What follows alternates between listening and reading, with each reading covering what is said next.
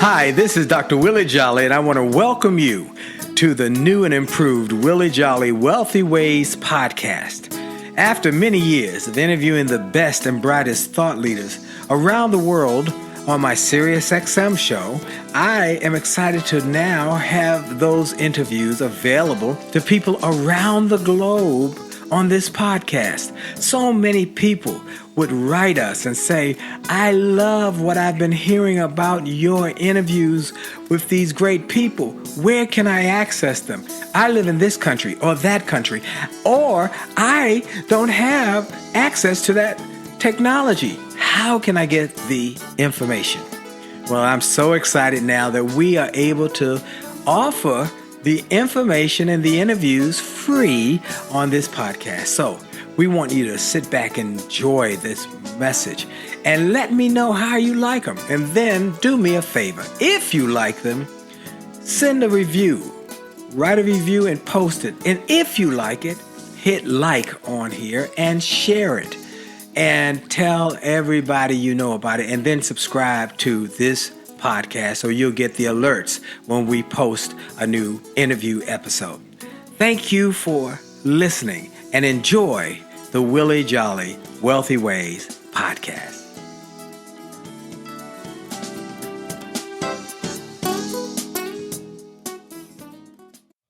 Named one of the outstanding 5 speakers in the world. Inducted into the Speaker Hall of Fame. Award-winning singer. Best-selling author. And now, here's Willie Jolley. Well, I have only just a minute, only 60 seconds in it. It's forced upon me, I can't refuse it. I didn't seek it, I didn't choose it, but it's up to me to use it. I must suffer if I lose it, give account if I abuse it. Oh, just a tiny little minute, but our eternities are wrapped up in it. Good afternoon, good day, good morning, whatever time of the day you're listening to this show. I want to thank you for listening, and I want to thank you for being a part of our community.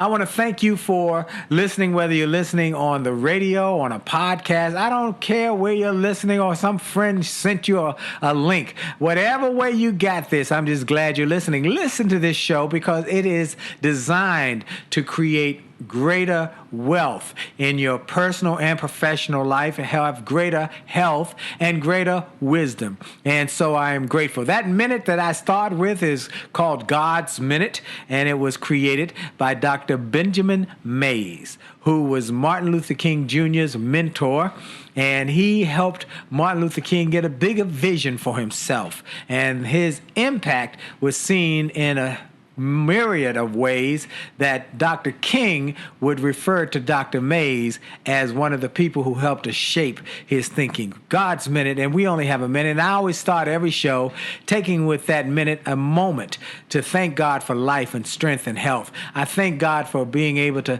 have this radio opportunity. I thank God for being able to have access to some of the greatest thinkers in the world on the global perspective, and those who are willing to share some of their time, their thinking, and their insights with you. Now, I want to take a moment right now to also shout out our sponsor, jollygoodnews.org. jollygoodnews.org. That is my new nonprofit organization that we have made a commitment to try and change the conversation, to get some good news in the world in a time of bad news, sad news, false news, and negative news that is impacting people, where people are so depressed that they take guns into their workplaces and shoot up their co-workers. They take guns along the highway because they're depressed. They need to get some good news. They need to win more. They need to know that they are valued. And so we need some good news rather than all the negative news. We got to get young people to be inspired so that they can live their best lives. We got to get older people to know that they have value and their future has a purpose. So Jolly Good News is the sponsor. We're going to put books into prisons. We're going to put videos into schools so that young people can be motivated. And we're going to do events around the country to inspire others that it's possible. So go to jollygoodnews.org to become part of our community, to be part of our family. And if you want to make a donation, you can do that there. Well, we're going to make a difference by all coming together to help each other. jollygoodnews.org. Join us in this effort. Now, my guest today. Woo-hoo-hoo. I got something for you. I'm telling you, folks, every one of you is going to want to share this audio, this message, this show. Tell your friends about it. I had the honor a couple weeks ago to go to the U.S. Black Chamber of Commerce annual meeting, their closing meeting. I was booked for the rest of the event, but I was able to slip in after doing my show to the last day of the conference. It was held in National Harbor in Maryland, and at the Gaylord, where it's one of my clients. I'm very grateful for that client. And so I was there, and I got to hear an incredible session. The session was a session that focused on the life and work of the great entrepreneur and businessman Reginald F. Lewis. He had a book that we have all, well, most of you have known about, Why Should White Guys Have All the Fun? And how he created a billion-dollar business empire. And the people who were on the stage were his wife and his co-writer in the book, Blair Walker. And his wife was phenomenal. Her thoughts were incredible. And I asked her, I got up and asked the question. I said, first of all, what did he read and what was his influences? But then, can you be on my XM show? And she said, I will be on it. So let me tell you, for those who might not, I can't imagine anybody might not know about him, but there's the possibility because there's a museum that's named for him in Maryland. He's also has a law school named after him. He has entrepreneurial schools named after him. But for those who don't know about Reginald Lewis, let me tell you a little bit about him, and his wife can give us a little more detail.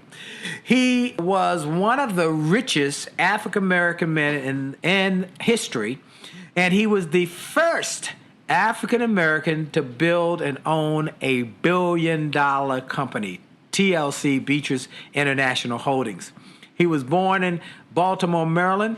He grew up and went to Dunbar High School in Baltimore, went on to Virginia State where he got there on a football scholarship. But he didn't let football be his guiding light. He was a businessman even in college. He went on to Harvard Law School. Great story about how he even got to Harvard. Great story in the book. And then he went on after law school to be recruited by the top New York law firm, Paul Weiss, Rifkind, Wharton, and Garrison. And he was there for a couple years before starting his own firm, where he was a corporate lawyer for 15 years in his own practice. But one day he decided to move to the other side of the table, and rather than sit on the side representing somebody, he was sitting on the side negotiating his own deal. And he was able to become the creator of TLC Group LP, a venture capital firm. His first major deal was the purchase of the McCall Pattern Company, a home sewing pattern business, for $22 million. And he negotiated an incredible deal to get that done. And he read an article in Fortune magazine that gave him the impetus to even try. And from there, he was able to build that company and then sell it, where he got a 90-to-1 return on his investment, his initial investment. He went on to do the biggest deal that an African-American had ever done, and he bought Beatrice International Foods. And he changed the name to TLC Beatrice International, and it became a billion-dollar empire. Unfortunately, he was stricken with brain cancer at the age of 50 and passed away, but he left a legacy. And his beautiful bride and his beautiful daughters are part of that legacy. So I'm honored to have his bride with us today, Miss Loida Lewis. Did I say it right, Miss Lewis? Loida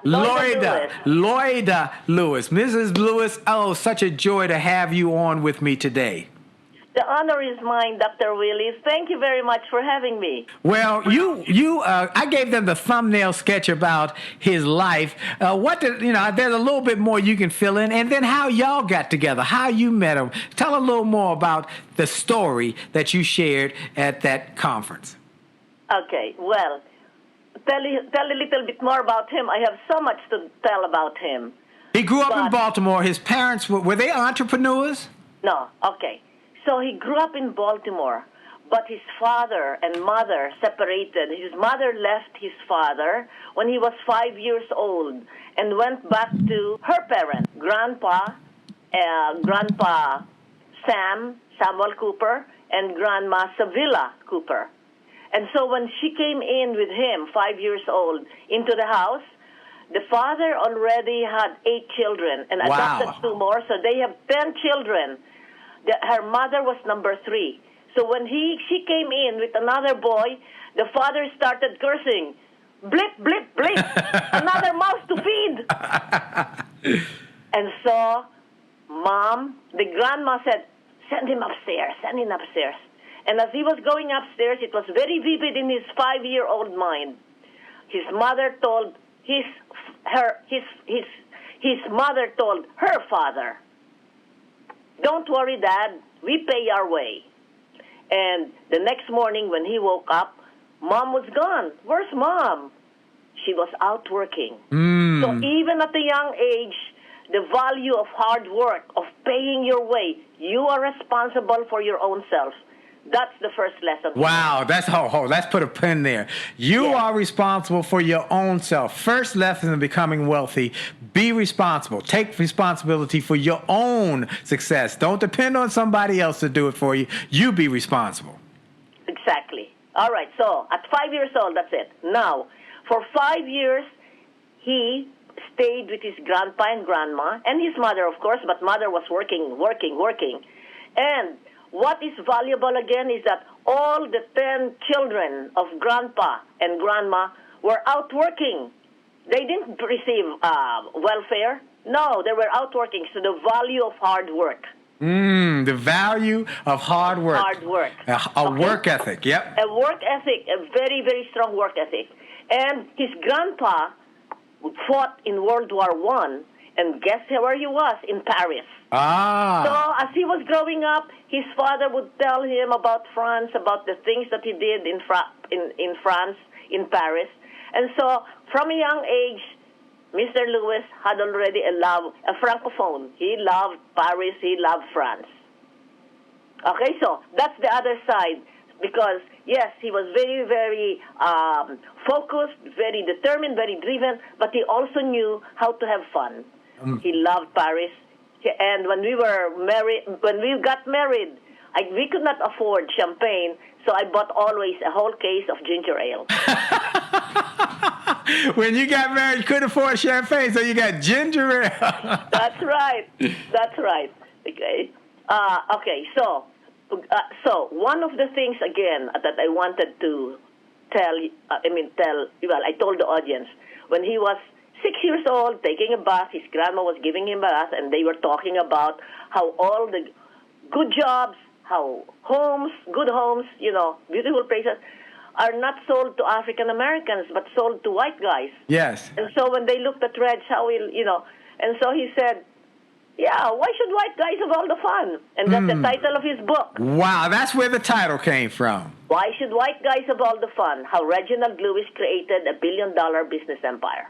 Wow, that is incredible. And folks, I'm telling you, if you have not read this book, Why Should White Guys Have All the Fun? It's a great picture of him on the front with a cigar in his hand and a big smile on his face. How Reginald Lewis created a billion-dollar business empire. And a new commemorative edition is out, and it's in a paperback. It's a beautiful book. I'm going to tell you shortly how you can get it, or you can get it online, but you want to read this book. My son, who's an attorney, has read this book over and over again. He's now in development. He's become a developer, and he says this book has changed him. I handed it to him one day years ago and said, this is a book you must read. You must read this book. And he took it and read it, and he says it's one of those life-changing books. We're going to take a quick break for station identification and for a couple of commercials, and we'll be right back. This is Dr. Willie Jolley. For sure, your best is yet to come.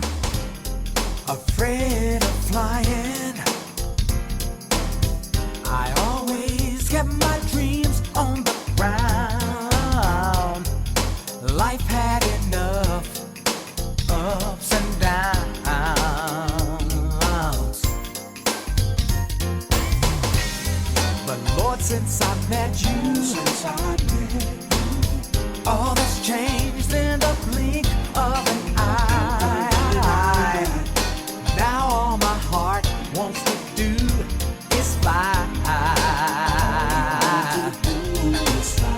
You put wings on my dreams, and overcame my fear of heights.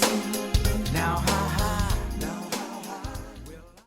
Hi, this is Dr. Willie Jolley, and I have a question for you. Have you ever wondered why some people can make $1 million, lose it, make a second million, lose that, then make a third million, while other people can't even make ends meet? Well, the reason is that those people know the recipe for success. And that recipe is available to everyone if you will do what they did. They made a habit of getting positive, motivational resources of great thinkers and great learners. And I want to offer those same kind of resources to you. We've developed a free page on my website. It's wjspeaks.com/gift. wjspeaks.com/gift. On that site, we've got resources, books, audios that help you to grow, and they're free. So go to wjspeaks.com/gift, wjspeaks.com/gift, and get some of those resources, and then share that page with your friends and your family members. We want to impact and inspire millions of people. And remember, if you enjoy this message on this podcast, like it, share it, and post a review about it, and make a difference in the lives of others by letting them know about it. Have a great day. This is Dr. Willie Jolley. A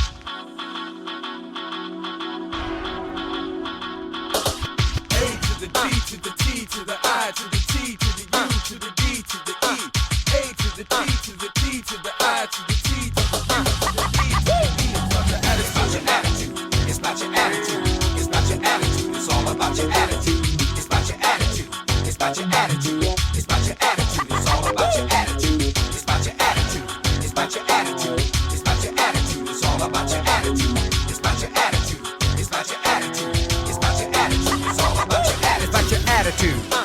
1 8-letter word that has such a big impact on your success or your failure. Attitude. Not just about a disposition, but also about how you see the world, how you see life. Do you see it from a negative perspective, or do you see it from a positive perspective? It's your choice. It's about your attitude. See, my friend Keith Harrell wrote a book called Attitude is Everything, and he wasn't lying. Attitude truly is everything. It's about how you view things, how you perceive things, and how you go after things. Can you control the time? No. Can you control the weather? No. Can you control what other people say or do? No. You can only control you and your attitude. And your attitude to life determines your altitude in life. It's about your attitude. It's about your attitude. And we're back. This is Dr. Willie Jolley with my special guest. She is the wife, partner of Reginald Lewis, the first African American to run and own a $1 billion company. Let me read a little bit. Mrs. Lewis is on the phone, but I'm going to read a little bit to you from the foreword from Richard Parsons, former CEO of Citigroup, as well as Time Warner. Several years ago, on the eve of Barack Obama's inauguration as the 44th president of the United States, I wrote a piece for USA Today entitled "The Last First," with a question mark. The substance of that essay was that for the better part of the 20th century, Americans have been marking the advancement of African Americans by calling out a series of individual firsts. For example, Jack Johnson is renowned as the first black heavyweight champion of the world. Jackie Robinson as the first black to break into baseball's major leagues. Thurgood Marshall as the first black member of the United States Supreme Court, and so forth. With the election of Barack Obama at the highest office in the land, it was my thought that perhaps we'd reach the end of the line and the attainment of the ultimate prize, the last first. But upon rereading Why Should White Guys Have All the Fun, I realized that I had left out one towering figure out of my listing of significant firsts, Reginald F. Lewis, a true business pioneer and the first black man to create and run a multi-billion-dollar business empire.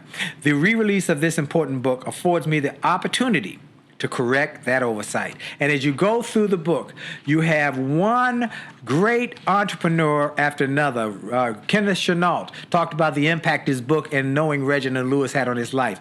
R. Donahue Peoples, the great real estate magnate. Bob Johnson, my friend who's been on this show, founder of BET, talked about that how Reginald Lewis changed his life and provided him a framework. And one after another says this book was the key. This guy's thinking was the key. So I'm encouraging everybody, just as I told my son, to go get a copy of the book.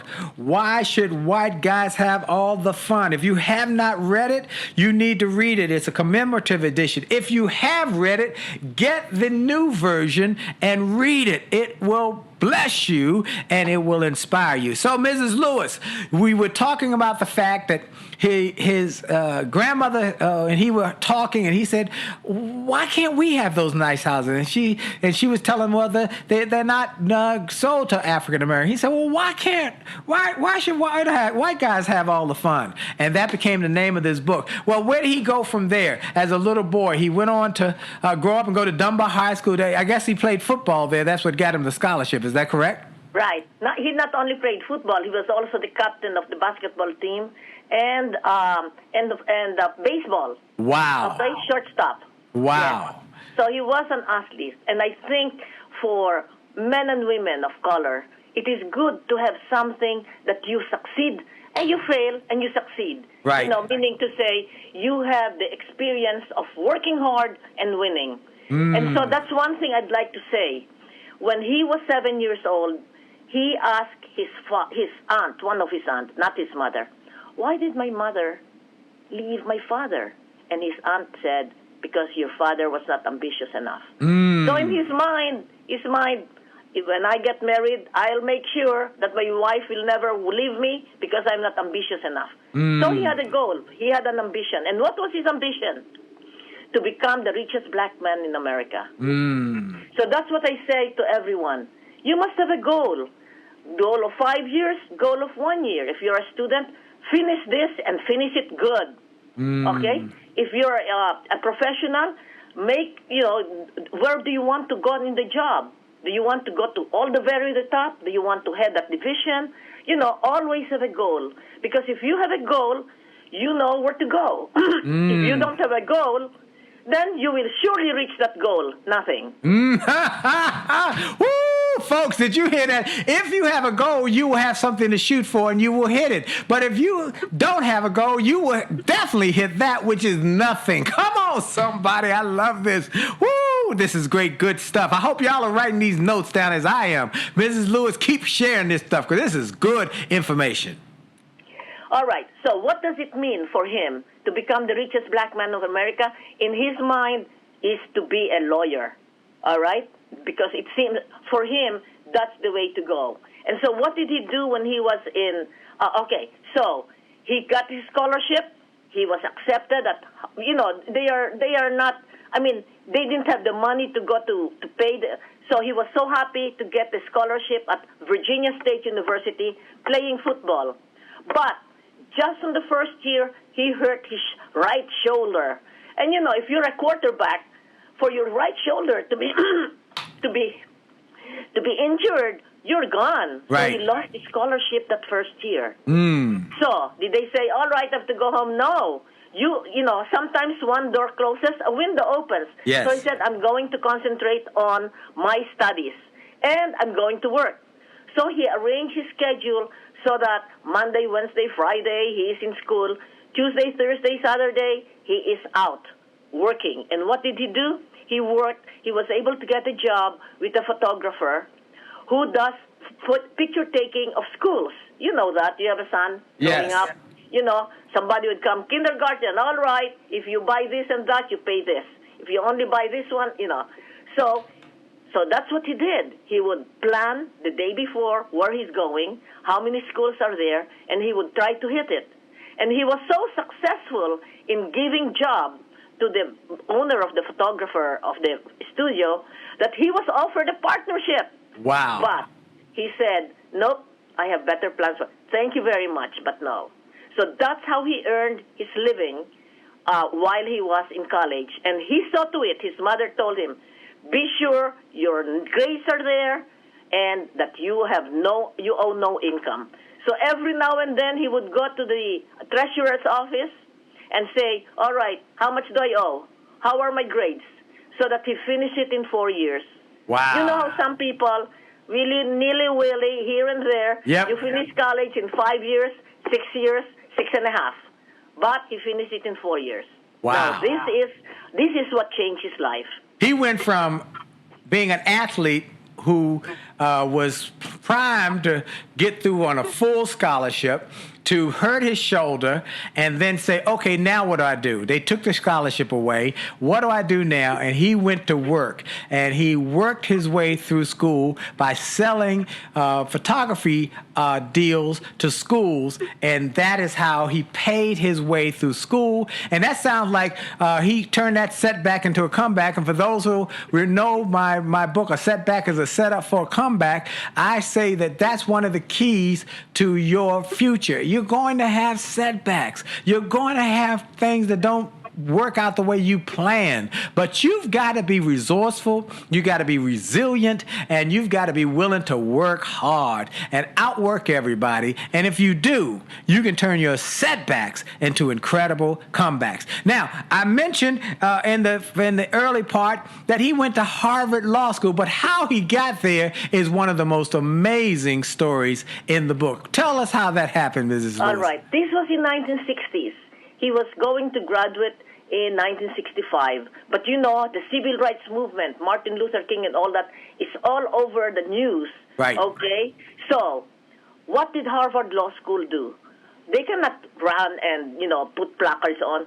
So, Professor Frank Sanders, who escaped from Germany, his family escaped from Germany when he was 12, because you know what happened in Germany, the genocide of the Jewish people. Yes. So Frank Sanders in Harvard thought of how we will help black people to reach economic equality. Yes. And he said, there are not too many lawyers, not too many black lawyers. Right. So why don't we have a summer program and introduce them to the law? And so they had a summer program at Harvard Law School in the summer of 1965. And so you are not supposed to apply for that if you are a senior, only junior students, so that the junior students can come back and talk about what happened at Harvard Law School. Right. So they wrote a letter to all the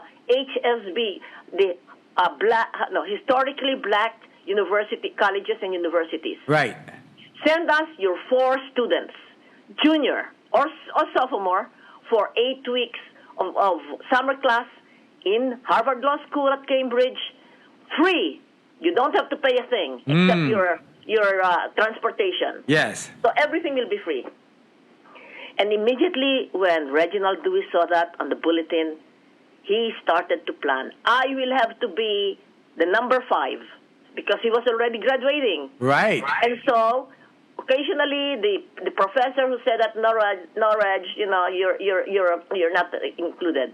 But he went to that professor every day and showed him his grades, showed him a newspaper. He hounded him every day. So the professor, all right, I'll put your name in. And so he was number 5. So wow. Again, the determination, that's where I want to go. I will get in there. And how do you get in there? You pound the door of the professor, and he got in.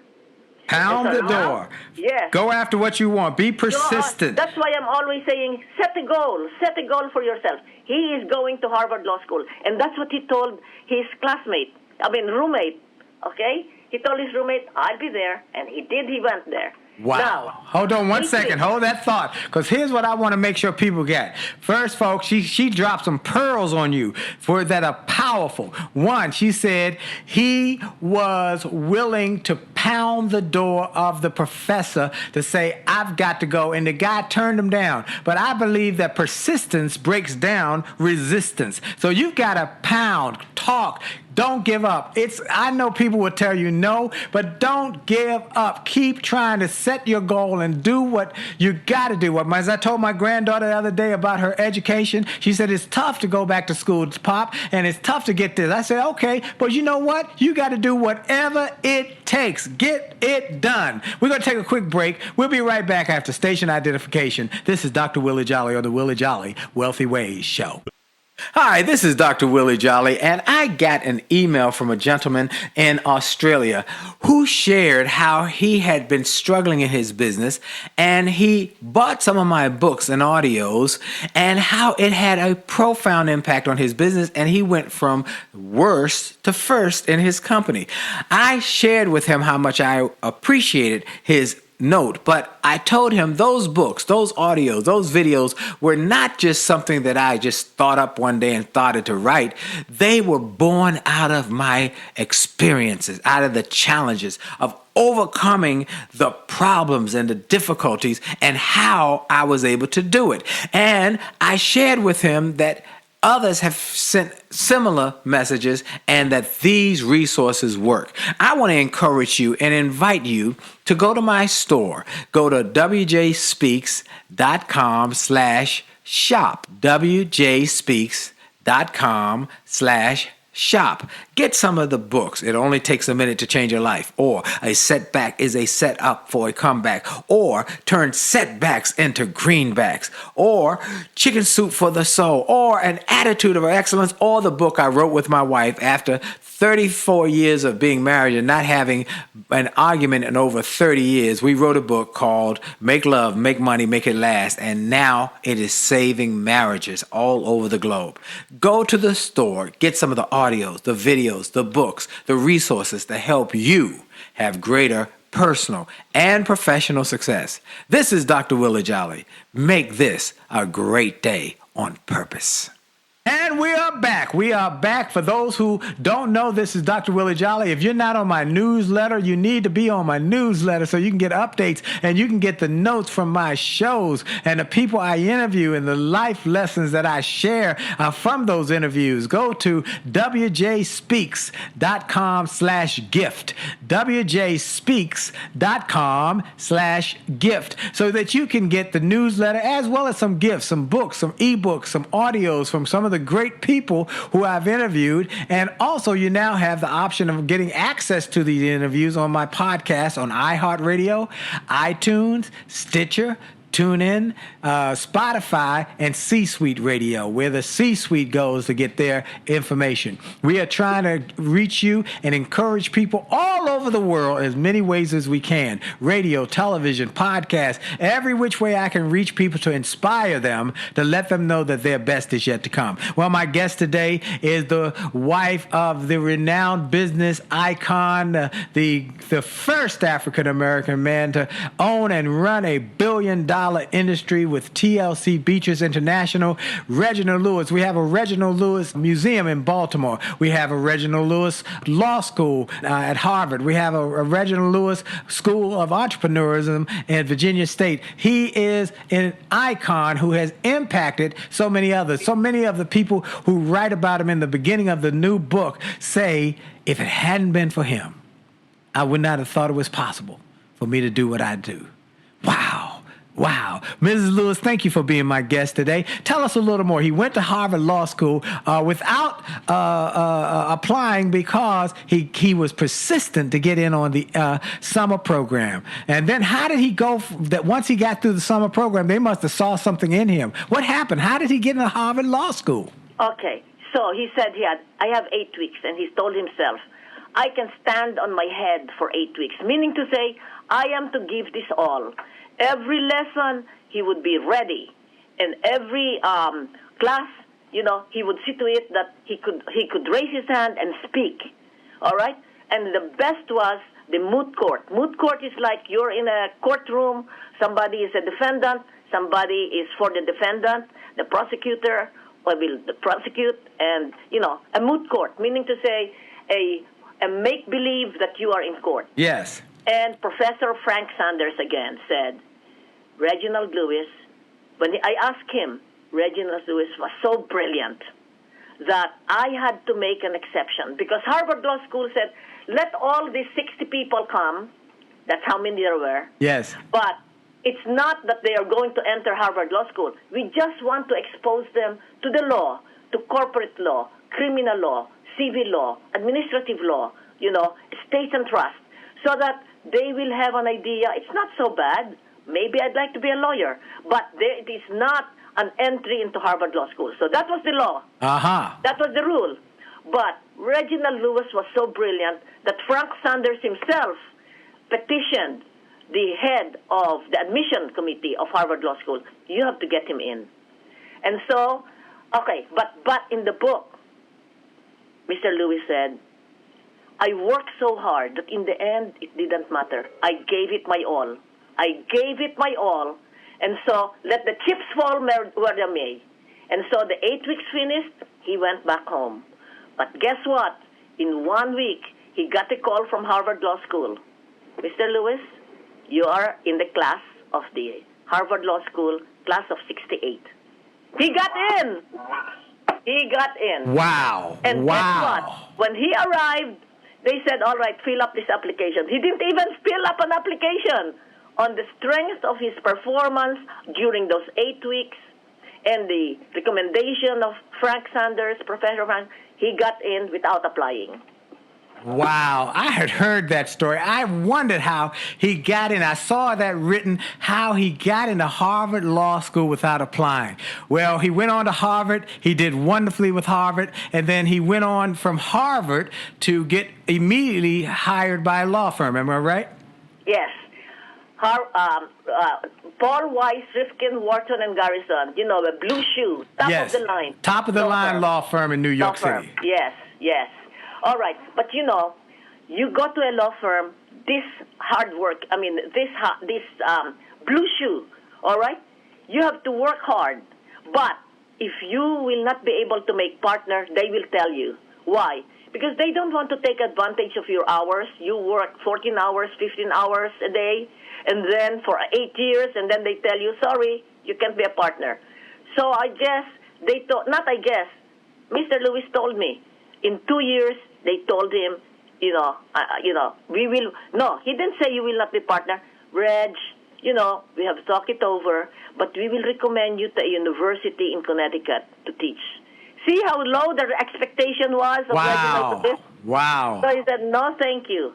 But one of the partners there was very, very kind to him. He said, whatever you need, you're going out on your own, because that's what he said. I will establish my own law firm. Take whatever you need, because, precedents, meaning papers of how to incorporate, blah, blah, blah, blah, blah, blah. So he said, whatever you need, here is my file. Make copies, and they're yours. Wow.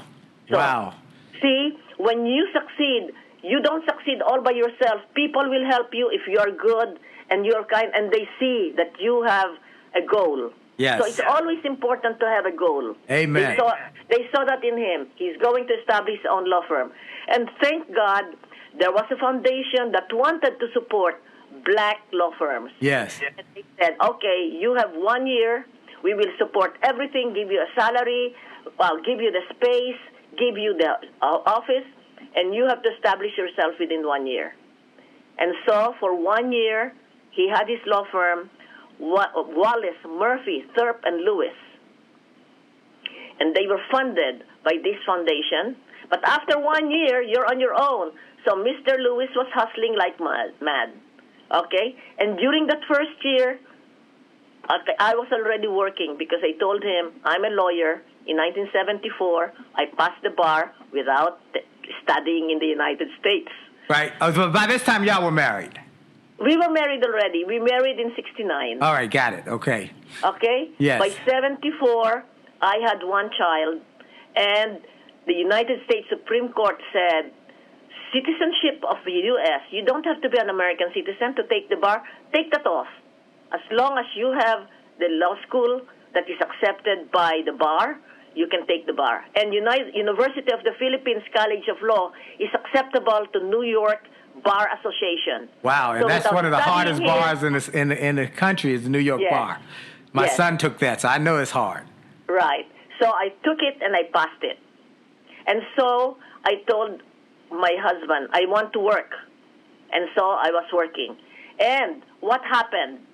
Mr. Lewis, on his own, okay, by this time, had to build up a law firm. Yes. And so I would write a check and to buy pork chops, and it would bounce because I had insufficient funds. Because I told him, we divide ourselves.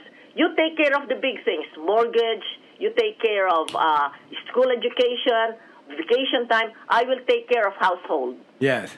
And so for the first few years, we had a difficult time. So It don't was a tell- it was a so- struggle. From what I read, it was a struggle. Like you said, Exactly. you had to get ginger ale to celebrate, and Yes. you didn't have food sometimes. You Yes. only had just no, enough. No. We always had food because I had a relationship with the butcher. Ah, good. Okay. So I would give him a check, it would bounce, I got my pork chop, and then I'll give it back to him. Please redeposit it, and it will be okay. All right. But believe me, Dr. Willie, I had around 1 inch. 1 inch. Because after at that time, when you deposit the check the second time and it bounced, they will give it back to you. Right. Okay? So I have 1 inch of insufficient funds checks that the bank returned to me. Right. So what I'm telling your audience is that you will face difficulties, you will take failures, but failure is just another name for success. You just keep going, as Mr. Lewis said. Keep going no matter what. And Right. so after 2 years, he had a very successful law practice, and in fact, one big case that he settled together with John Scotty, who was deputy mayor then, but in private practice, we got a big, big bonus. Mr. Lewis was paid handsomely, and we bought our first house Wow. in a brownstone in Manhattan. Wow. So then he was ready for making a change. What made him decide, okay, I've had enough of this, struggling at this for 15 years with this private practice. It's time to get on the other side of the table. What made him decide that? Well, yes. We had a very comfortable life, a brownstone in Manhattan. We had a summer house in East Hampton. He was driving, 450 SL Mercedes, top down. We had 2 children, very comfortable middle class. Yes. But as a practicing lawyer, representing clients, at the end of closing, he would be given a hard time to be paid. Yes. You see, you've got to pay the piper. So sometimes they would quarrel. No closing unless you pay me. That's one. Number 2, he would represent Aetna, big companies. And then there would be a change of general counsel in that company. You're back to zero. Wow. Hey, send me your, after working for 5 years, you're no longer a special counsel, back to zero. Yes. This is not the way to live. I'm always, I always have to prove myself. Yes. And he knew from Harvard Law School that mergers and acquisition is, in fact, that was his honors grade. He got a very good grade on the 3rd year of law school by his term paper.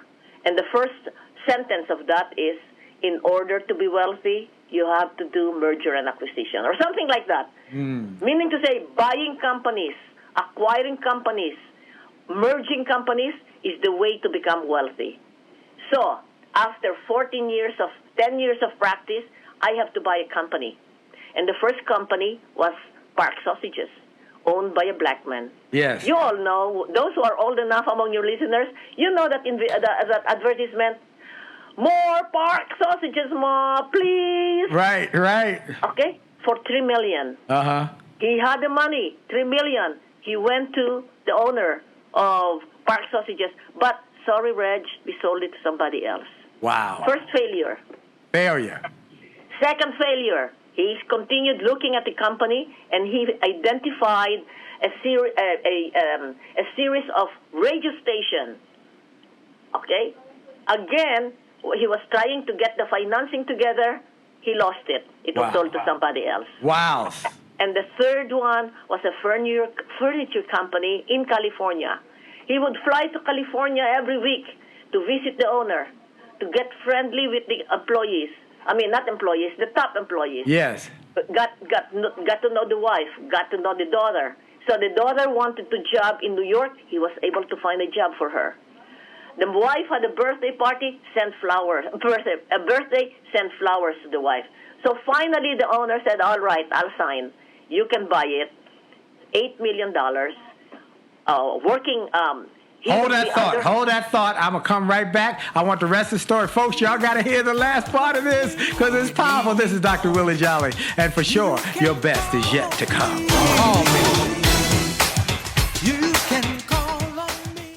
Hi, this is Dr. Willie Jolley, and people often ask, how did I go from a broke, busted nightclub singer to become a best-selling author and to be voted one of the outstanding 5 speakers in the world by the 175,000 members of Toastmasters International? The answer is that I decided to invest and change my thinking, invest in my mindset, and decided to change my inputs because inputs determine outputs. I heard about a seminar years ago when I was just getting started. I was making about $100 a speech.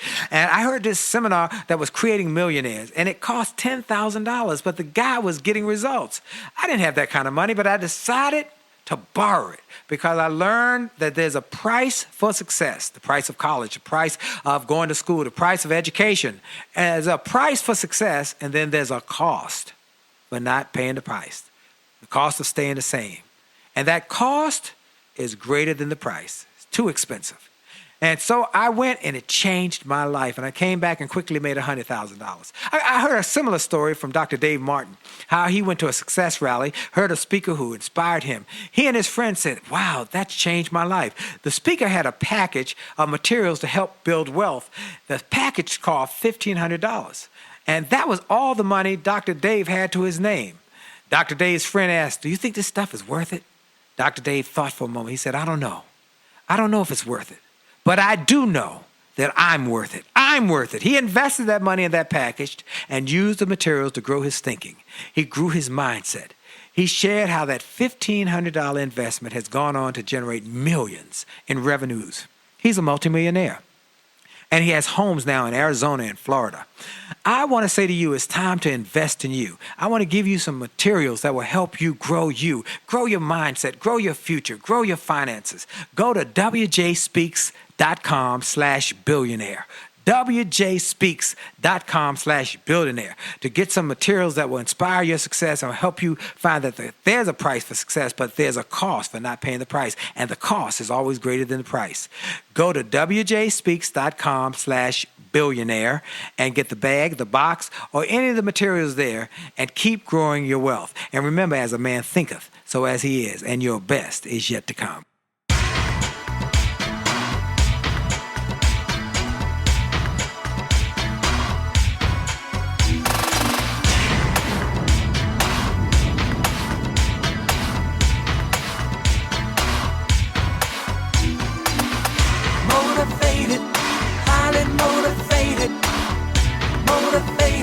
Gonna take it to the top.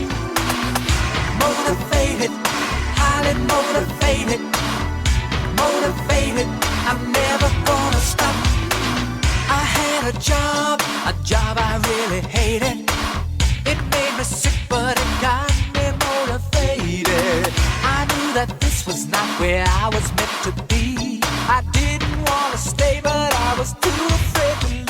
And we're back. Dr. Willie Jolley, my special guest, Mrs. Lewis, the wife, the widow, I guess you would say, of Reginald Lewis. But she speaks with such respect of this man because he was such a powerful force. And she's telling how he went from failure to failure to failure without losing enthusiasm. And that's something that Winston Churchill said. Those who are successful can go from failure to failure to failure and never lose enthusiasm. And that's what he did. So he was at the third place. He sent the lady flowers. He got the daughter a job. He was doing everything to help them know. He went out there every week or every month to visit, to develop a relationship. What happened, Mrs. Lewis? So at the day of closing, he was able to get him to sign a contract of sale. So day of closing, the man had a contract to work for Reginald Lewis for 3 years. You know, that's part of the contract. Yes. He's been running it for 16 years. Don't go away. See to it that it's successful. And he had a change of heart. So on the day of closing with $8 million in the bank to be transferred, he told a lie. He said, Reg Lewis wanted me to keep 2 books, one for the IRS and one for ourselves, which was a lie. So, can you imagine, as hard-driven and as hard-working Mr. Lewis? What? You blip, blip, blip. Oh, God.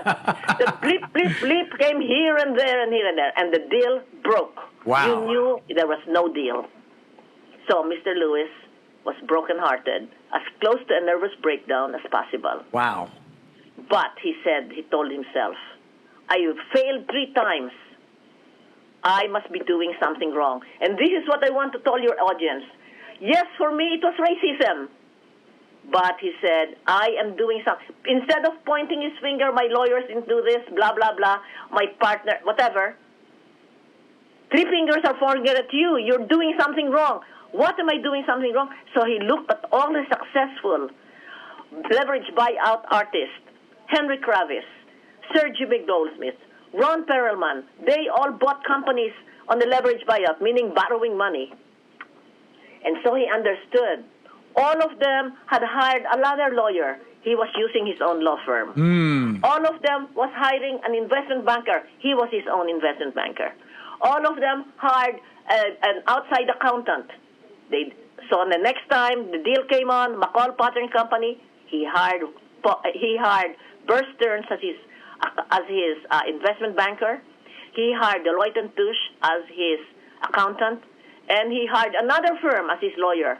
So all of them were helping him close the deal, and he closed McCall Potter Company for $22 million. Wow. He worked on it for 3 years, created another line of business, greeting cards, dealing with sewing. So I love that. They would make patterns during the day, and while people were overnight, he transformed it so that they could do greeting cards at night and use 24 hours to make everything profitable. And he Correct. built. And the third one, patterns to create crochet. Wow. You crochet, you need patterns. Yes. You need instruction, so he printed that too. Wow. And so McCall Potter Company is an old company, 113 years, and it had the highest net income during the time of Mr. Lewis. Wow.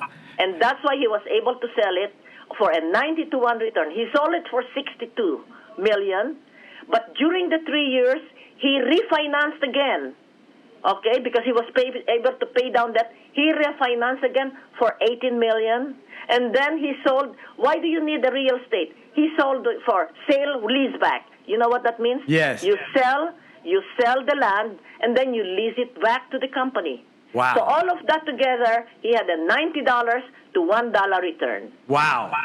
$90 to $1 return. And he was on his way. Well, then he went for the big deal. Okay. During all this time, he would always go and was invited by a friend who was working for Mike Milken in California, the Drexel Burnham Lumber investment banker. Yes. So he knew Mike Milken, because he was there 4 years, 3 years, So when this deal came on, and it was in the New York Times, 90-to-1 return, and his picture, Mike Milken gave him a call. Wow. All right? 6 o'clock in the morning, because that's what they do. Mike Milken wakes up early, calls Reg. Reg, congratulations. Tell me about this deal. Blah, blah, blah, blah, blah, blah, blah, blah, blah. Okay. All right. Why don't you come over and we'll give you a bigger bat to hit with? All right. Fine. I'm coming. And so, Mr. Lewis called me up because we had a brownstone, 5 stories. Yes. Called me up on the top floor. Guess what? Mike Milken just called me. I just made so much money, and he said, I'll give you a bigger bat to hit with. Yes. Sure enough, that was Beatrice Foods International for $1 billion.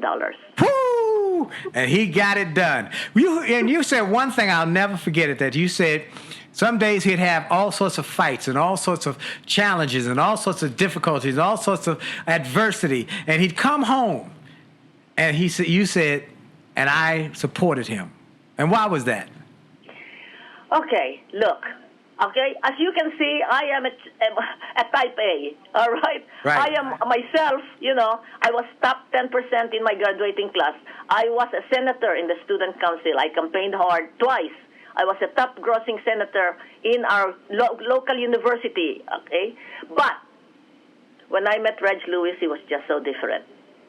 I know he will be the man in the house because I'm so strong. I promise myself I'll never marry because I'm going to handpick all of whoever I marry in the Philippines. Yes. Mr. Lewis was just different. He was more driven than I am, more ambitious than I am, more far-reaching, a visionary. So I fell in love with him, and I married him in 7 months after a blind date. Wow. All right. So, now what is my function? My function is not to change him. You know, why will I change him? Why did I marry him? He is like that. So in my mind, when he comes home and he curses and he's singing, why would I counter? When he comes home, he's fighting dragons and monster outside. When he comes home, there should be no monster in the house. Amen. Come on, all son. Right? Woo. So instead of saying, where have you been? I've been waiting for you all night. Instead, I do say it. Darling, have you eaten? Darling, do you want a massage? All right? Be the oasis for your man who goes out and fight for you. You are a team. He's out there fighting. When you come home, be the oasis. Be the woman. Be the cherisher, you know. Cherish your man. Love him because you too are out there to conquer the world. Wow, it's the two of you as a partnership. Folks, that's what I wanted y'all to hear because many people know my wife and I have written a book called Make Love, Make Money, Make It Last, and it's a marriage book. We are partners, and she does the same. She's got my back. She works with me, and I know I go out there and I fight the battles, and when I come home, she supports me and has done it over these last 34 years of marriage and 38 years of being together, dating and so forth. And so I love that when you said it. Well, where can people get the book, Mrs. Lewis? Where can they get the book? You can order it from Amazon.com. Amazon. It's still available. It's still available in all formats. You know, the first printing is over, okay? Yes. It's not printed anymore by John Wiley & Sons. So I went to Black Classic Press in Baltimore. Paul Coates agreed to print it, okay? Yes. Because all books of African Americans that are out of print, he prints. That's why it's called Black Classic Press. Right. But he has a distributor, and they have it on Amazon.com. But for those of you who would want to order it directly from Black Classic Press, you know, go do it. BlackClassicPress.com. Black Classic Press. Well, Mrs. Lewis, you have been phenomenal. What a story. What a love story.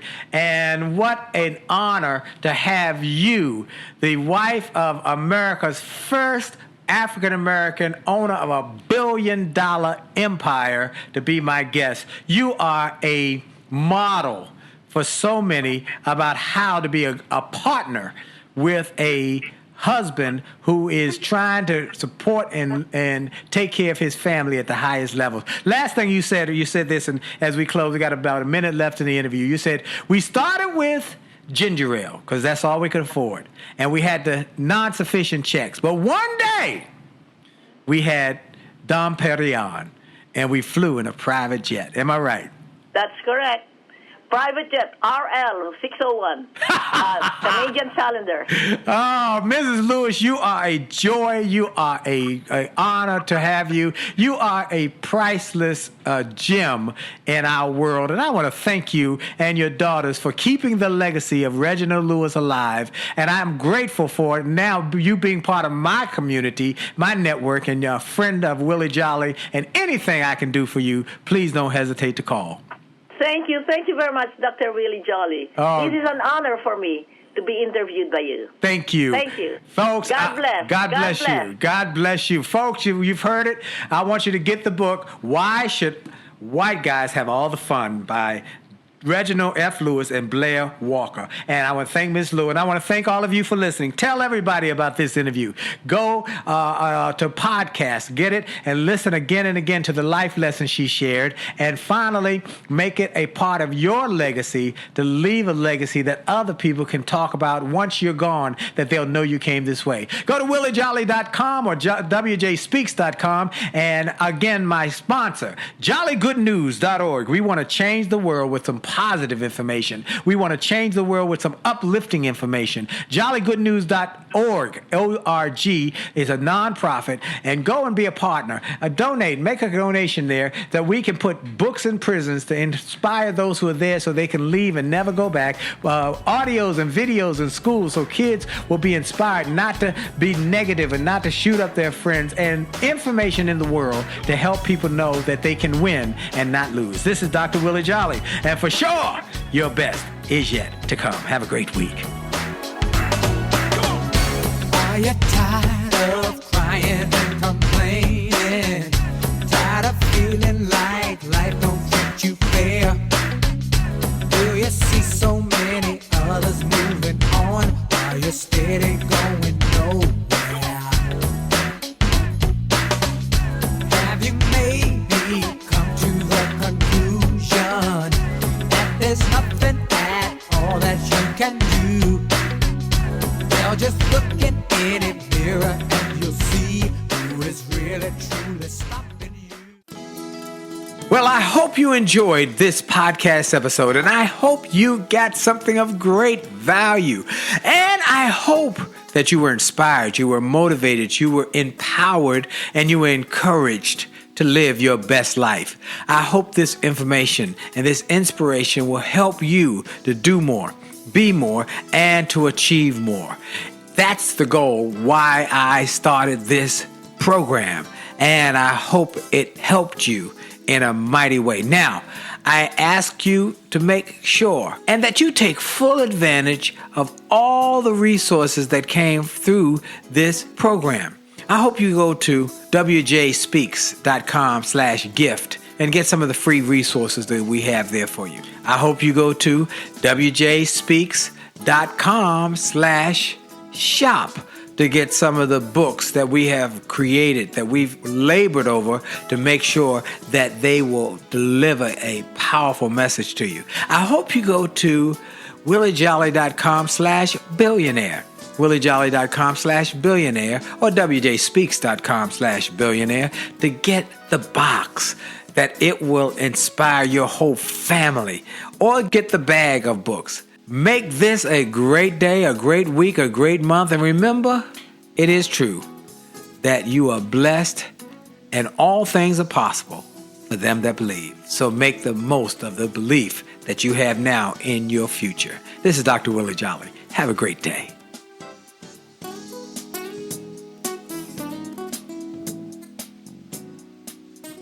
This podcast is a part of the C-Suite Radio Network.